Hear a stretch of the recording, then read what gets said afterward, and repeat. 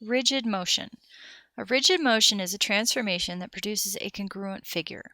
Now, keep in mind a transformation is when we take it so far and we move our triangle or our quadrilateral left, right, up, and down. And when we do that, we don't actually change the figure. We don't change the size of the figure and we don't change the shape of the figure. Therefore, it is a congruent figure. A composition of transformation is when we combine multiple transformations into one. And in this case, we're going to combine multiple rigid motions. Example 5, performing a composition. Graph TU with the given endpoints and its image after the composition. So starting off, TU, T is starting at 1, 2, and U is starting at 4, 6. I'm going to connect with a dotted line because this is our pre-image. And then I'm going to go look at our first translation. Our first translation says x minus 2, so we're going to be moving to the left 2, and y minus 3, which means we're going to be moving down 3. If I take 1 and I subtract 2, that's going to put me at negative 1. If I take 2 and subtract 3, that's also going to put me at negative 1. So t prime, negative 1, negative 1. U prime, I'm going to take my 4, I'm going to subtract 2, which gets me 2. I'm going to take my 6, I'm going to subtract 3, which is going to get me 3.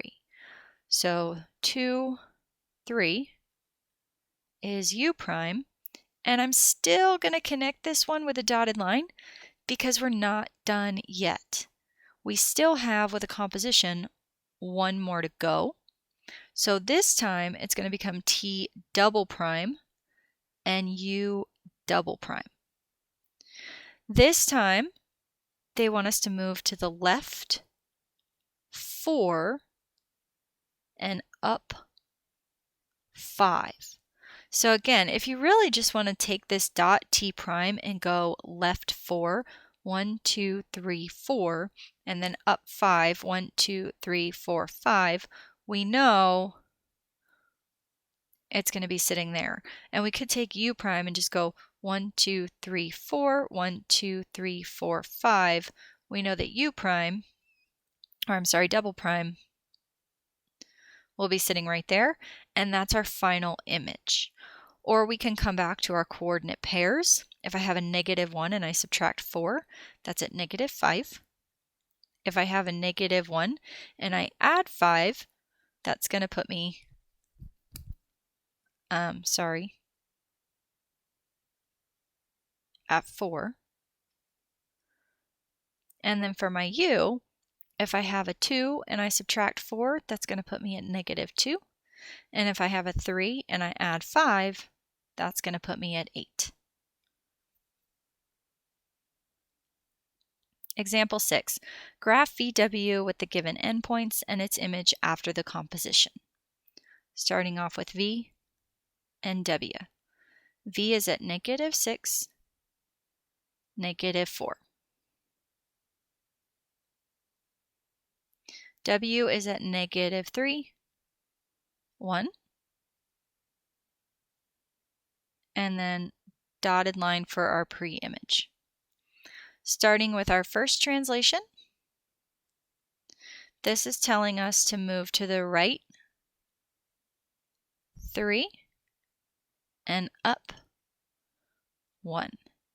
So V prime, if I move to the right 3, I'm going to add 3, which puts me at negative 3.